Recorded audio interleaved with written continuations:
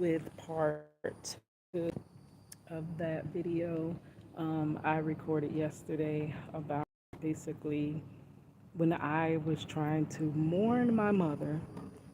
My mother passed unexpectedly, and instead of being able to mourn the passing of my mother, I had to deal with so much drama from my family members, my narcissistic abusers, right? I had to deal with so much.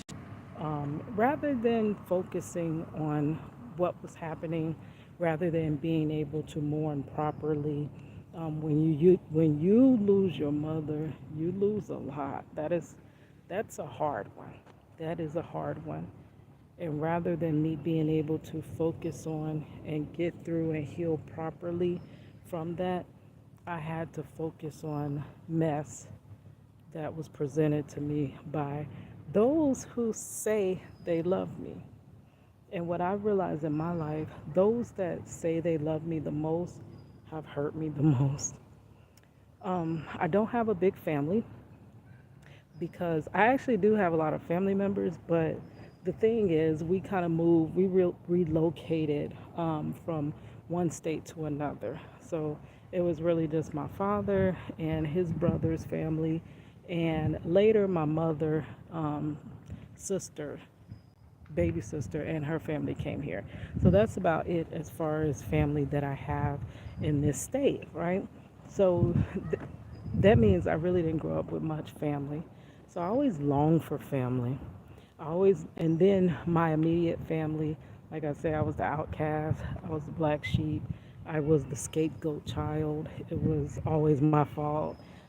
So I always longed for family. So I always wanted to seek love and validation. Even later, I'm going to tell stories about that. I was bullied growing up, so I didn't have any friends. Maybe one or two sporadically. So I became a loner. I became like, I never talked. People used to think something was actually wrong with me because I never said a word. Like, honestly, going to church and I would never speak. Like, they literally thought something was wrong with me, which it could have been, but I don't know. But back to that story. So, my mother passed. Remember, I told you that I literally only could sit there with her long enough to just rub her hands and her feet so that I could remember, I didn't want to forget.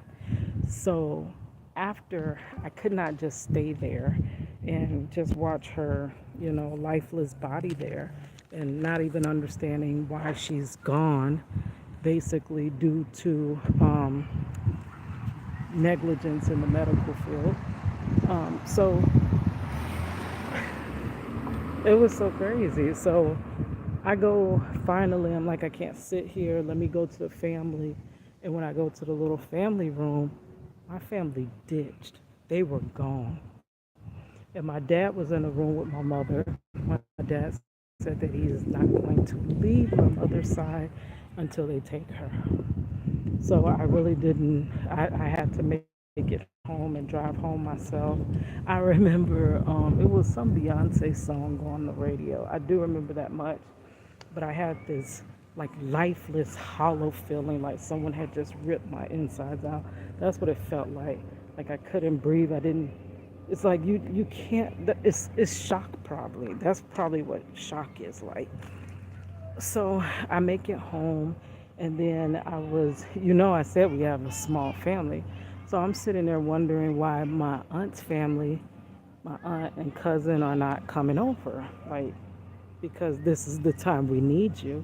Prior to this, I was helping them every other day, anytime they needed favors, always lending them money, driving them up and down the highway, barely charging. If I charge randomly, it'll be like, give me $10 of gas, and I would drive them literally around all freaking day. It didn't matter the distance. Like, if they gave me a couple dollars, I was fine. Or if I took them somewhere and they bought me a meal, then I was cool with that. I really was never doing things just so that I can get things for others, right?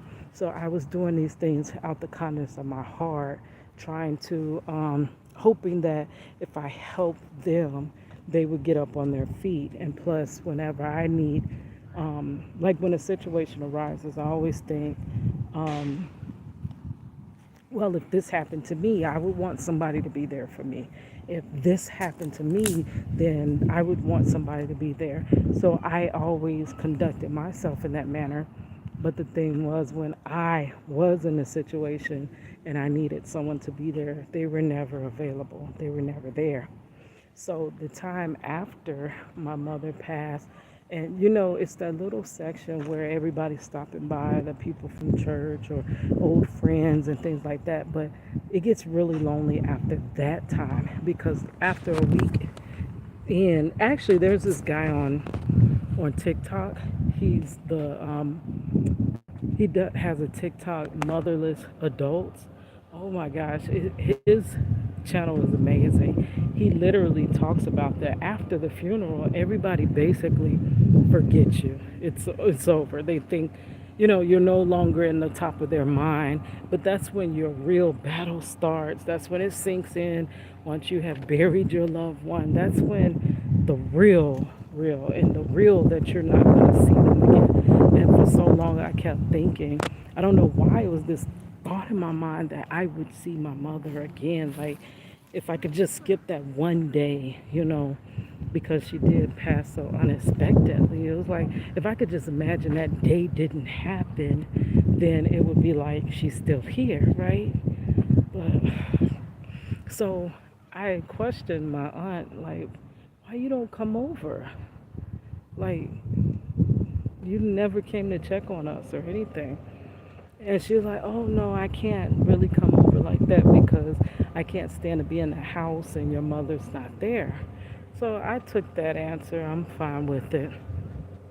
But time after, you're trying to get out once you stop all the crying and stuff, you're trying to get out the house to free your mind.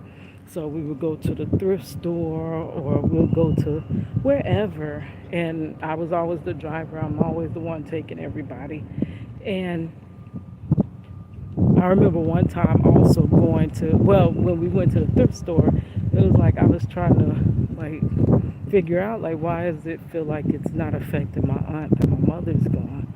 Like literally, she seems like the exact same person, if not happier now that my mother is gone. And I just couldn't understand it. But then, people grieve differently. So maybe it was a front, maybe it was a facade. So you can't really judge nobody on that.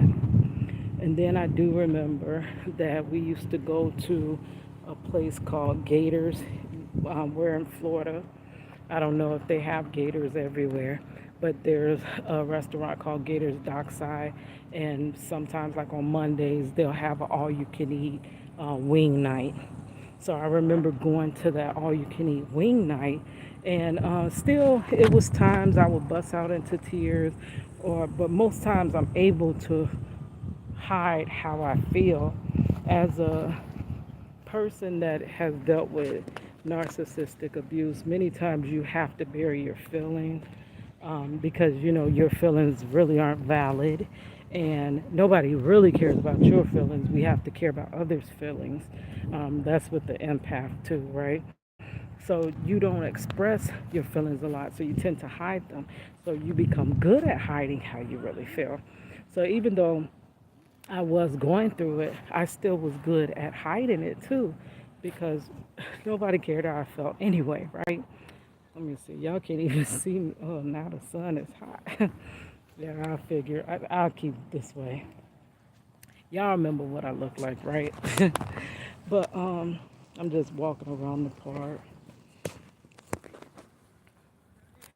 But I'm like, okay, I took that answer, and then we were out there eating, and I told you in the last video that another family member had accused my aunt of going to purchase a cell phone on my mother's account the night that she died, the day that she died.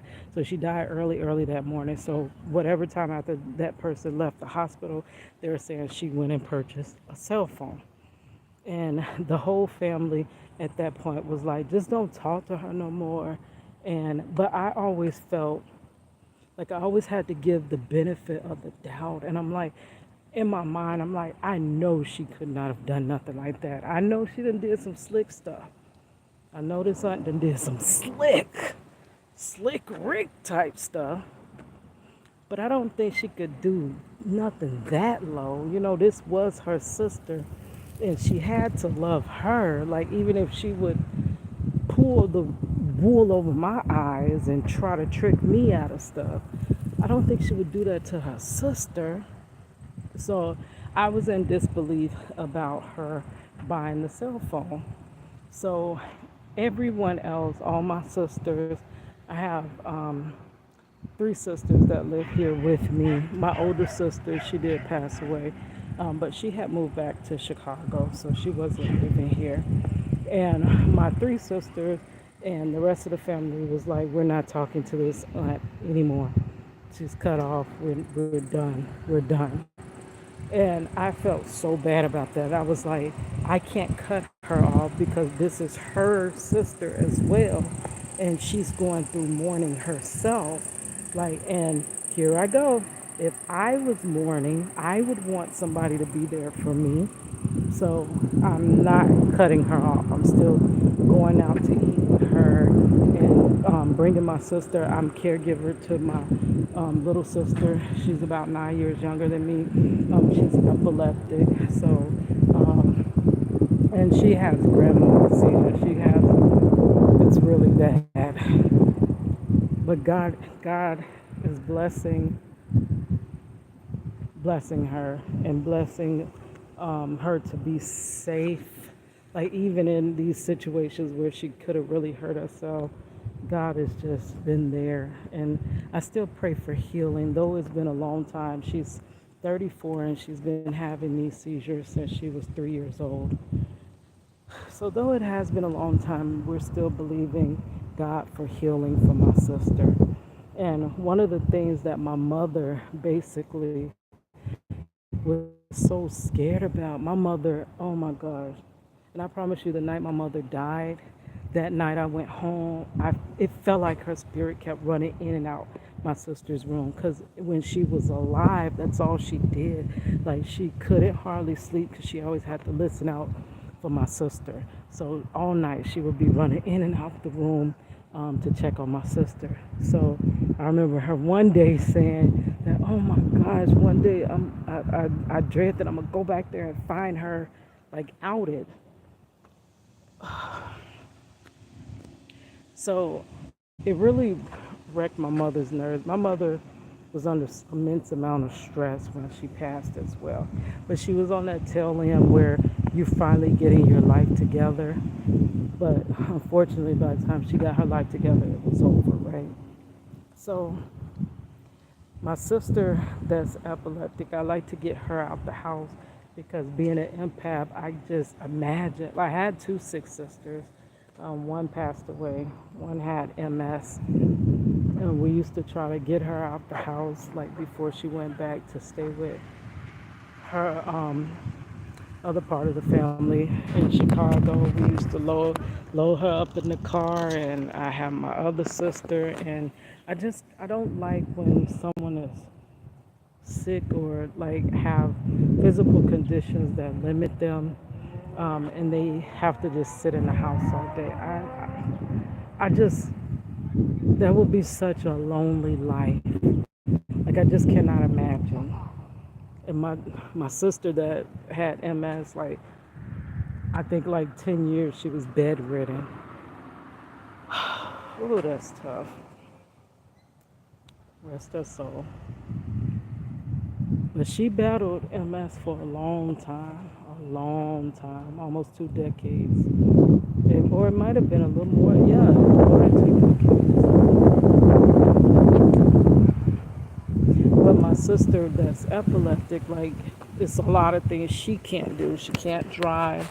She can't do this, she can't do that. So anytime with certain activities, she's limited in what she can do because it'll trigger her to have a seizure or something. So anytime I can get out the house and take her somewhere, I'm definitely gonna do that.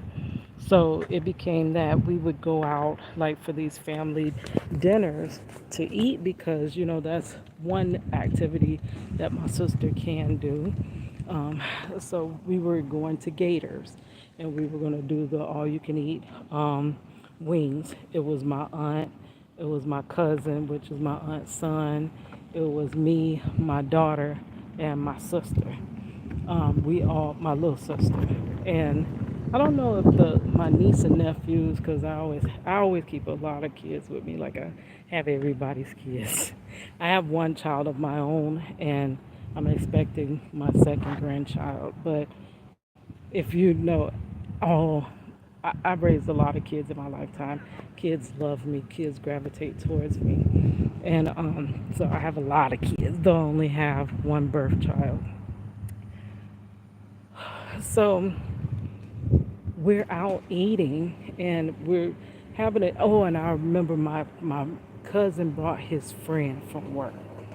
So we're out eating at the Gators and we're laughing and talking and I'm finally starting. I'm still depressed, but I'm starting to kind of come out of my, shell a little bit. And I remember like as we were sitting there eating, my aunt, she is really funny. Like my family, I'm funny as well. Like we got this sarcastic humor. We like to crack jokes on each other and stuff like that.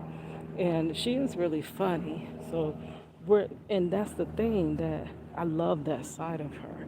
I love when she's just chilling, having fun. But when she goes into that narcissistic stuff, like I literally, she turns into a whole different person, and that's what keeps you not knowing, does she love me or does she hate me? Like I literally cannot figure it out because there's sometimes that she just loves you so much, and then there's sometimes that she will literally stab you in your back. So we're sitting at the table and she's talking and laughing, and then all of a sudden she brings up that bill. Remember I told you about the phone bill, and she's like, because she wanted me to give my dad some paper proving to him that she did not purchase that phone had been purchased before my mother passed. They had just confirmed something or something like that, and they sent the phone out on the day she passed, but she didn't order it the day she passed. So I'm like, okay, yeah, that's fine. Like, I'm trying to skip to the next subject because really, I don't care. If someone blamed me for something like that, I would be like, you know what? I didn't do that, but if you feel like I did it, then okay, whatever. Because at some point, you got to let go and realize that people are going to think what they think, and you can't control how people feel or whatever. So I would have let it go. So she's like, you gotta show your dad this. You gotta let him know that I didn't do nothing like that. And I'm like, okay, I don't care about this phone, but okay. I took the paperwork and I tried to give it to my dad. I tried to take it to him and say, like, see, my aunt, I'm not gonna mention her name. She said that this is proof that she did not buy that phone the day that my mother passed away. She had already ordered it. Okay, so I tried to give the paperwork to my dad, but my dad was like, I don't care. I don't want to see nothing. Just let it go. I don't want to hear nothing about it. So I tried it, right? I did my part. I didn't feel like she could do nothing that low. Like she done did some crazy stuff, but I really didn't think she could go that low, honestly. So I'm like, so I did do that part to give my dad the paperwork, but he didn't want it, right?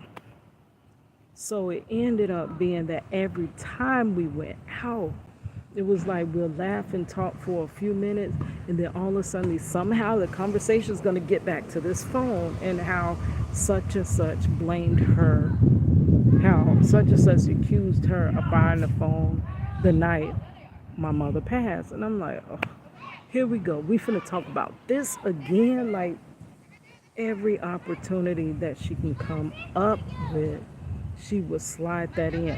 Yeah, and you let y'all. And what she'll do is she'll group everybody together. So, like I said, my other two sisters stopped talking to her after this had happened, after that came out. Really, honestly, I think they've been wanting to stop talking to her, but that was the perfect excuse to never talk to her again, because of something that despicable. So they said they weren't going to talk to her anymore, but I didn't want to just cut her off like that. Like, especially when we're a small family and her sister just died, like literally. Um, but every time she would bring this up, Keita and they stopped talking to her, but I never stopped talking to her. And she was like, Keita, and y'all like grouping me in with what they're saying. They accused you of buying a phone the night my mother died. I never accused you of that. I want to believe you would not do that. And I even tried to go give the paperwork to my dad to help you prove your case, but he said he didn't. This was not the time. He didn't feel like being bothered with it. So at that point, I feel like there's other ways that this person should have handled this situation, rather than study coming to me and they hate me because you won't show them the paper and this. And I'm like, are you kidding me? Like, you're literally going to bring this up every single time. Every time we're out together, you're going to route back to this conversation. And now it is my fault that they don't want to be around you because I won't set everybody straight. And it was so difficult. It constantly kept arising. It kept arising about the phone. It was like you give it a few minutes, like when you first meet up to hang out or whatever, or if we all meeting at the restaurant or wherever we were meeting, if we were going to the movies, it'll be the first few minutes will be cool, and then somehow the conversation routes back to that. And I'm like, I would just bite down on my teeth. I have TMJ, which is due to a neck injury, but also stress will make you just clench down, like clench, and you get so uncomfortable. Like, I was so stressed out. Like, I literally could not just mourn my mother. I was in the middle of drama between my family and my aunt. And every time I tried to get out the house, and then also I don't have friends because of um, my own situations with basically not wanting fake friends. If you're not going to be a true friend, then I really don't see the purpose in having you, like literally. So I didn't have friends.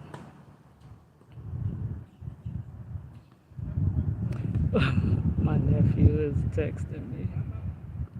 Okay, I'm trying to wrap this part up. But anyway, it just kept coming up. It kept coming up. And I'm like, it was driving me crazy. And then she kept trying to hint around that, because I kept having dreams and I kept having visions like my mother needed to tell me something, but she couldn't tell me. Like, that's another story. But my aunt just kept trying to say, well, because you, like, basically, my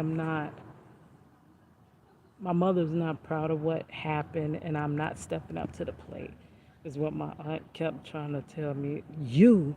So basically, my mother couldn't rest because of me. So it was a lot. And I remember one time, I don't know what we got into.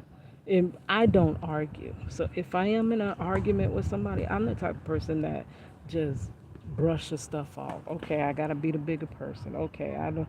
And then they love to use that. But we're family. What if something happens and you always like, yeah, what if something happened while we're not talking? So you brush everything off and you kind of forgive everything without them ever asking for forgiveness. So it's like it never happened. What they would do is just stop talking to you for a while, and then they'll come back and they'll never acknowledge what they did wrong to you, but they'll kind of try to start talking to you. And if you talk back to them, then they think everything is okay and there's water under the bridge. So that's how it always went. You never get an apology. They don't change their ways. but it's just they're back talking to you. You're not talking, and then you're right back talking. Which right now we're not talking for months, and I do think they think that it's gonna be business as usual one day. But I am at the point, if you study narcissistic relationships, I am at the point where you do that final cut, right? They're not going to change. They've had decades to change. They're not changing. I mean, but I do hold out that God can change them. I do believe God, and He's the only one that can change them. But me loving them, my nephew's going to keep on. I'm sorry, guys. I'm trying to wrap this up. I'm sorry for those. Because when notifications come through on your phone, they sound horrible. They sound loud when you listen to the playback. But my nephew is waiting on me. Today is my last day of being 42. My birthday's tomorrow, so I just got off of work and I'm just chopping it up at the park. Chopping it up with you guys walking around the park. But yeah, so she would bring it up every single time. And it was one time I was bringing her home from somewhere. I don't know where we went, but I was constantly helping. The relationship was usually me dishing out favors, help, this, and that. And every maybe so many months or a year, or it'll be far and few in between, they would do one thing, that a little small thing that they would feel like we're even, right? But I was getting myself worn out by not just one, it was two. It was her and her son that I'm constantly helping, and then I get their butts to kiss after they don't need me. But I had other narcissistic people in my life as well. But it was crazy. So we were coming from somewhere, and I don't know, it's like you cannot disagree with someone that's narcissistic, even in the slightest, on the slightest little thing. And I don't know what the disagreement was about, but usually when I see it going that way, when you disagree, like people with narcissism have cues. And I know they don't think that they have narcissism, but I can tell you the minute they do this one thing, like she was saying, if I ever heard her say, I already know this is an argument about to happen. This is when she's gonna put on her boxing glove. This is when it was like I knew. It's like she's giving herself away, but she doesn't realize it, which I don't understand how you can't see that every time you do that, it's gonna be something. It's gonna be some mess. So it was something. And sometimes I will go head to head to you.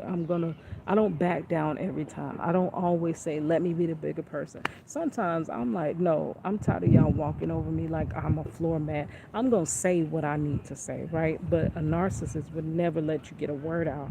They're going to raise their voice. They're going to quickly escalate it from we're talking, having a conversation to arguing. They get louder, and you have to get louder to get a word in. They're going to overtalk you. They're not going to give you 1 second to get your sentence out. They're going to shut you down. It's going to be everything. So that's what she started to do. And at that point, I was like, no, not this time. And it kept escalating to, she said that because of me, and she spit it out talking about because of me and not setting the record straight about the phone, she couldn't warn her sister. I'm like, are you kidding me? Because of you, I couldn't even mourn the death of my own mother. I know she did not go there. But and even after that, I kept talking to her. She gave it a little while, but I told her how I felt that day. You're the reason I didn't mourn my mother. And when you don't mourn a person that close to you, and you kind of just get back to life as usual, it's you didn't heal, right? And you didn't heal. But it was crazy. I didn't feel like I had that time to heal. It was constantly having to do favors for them.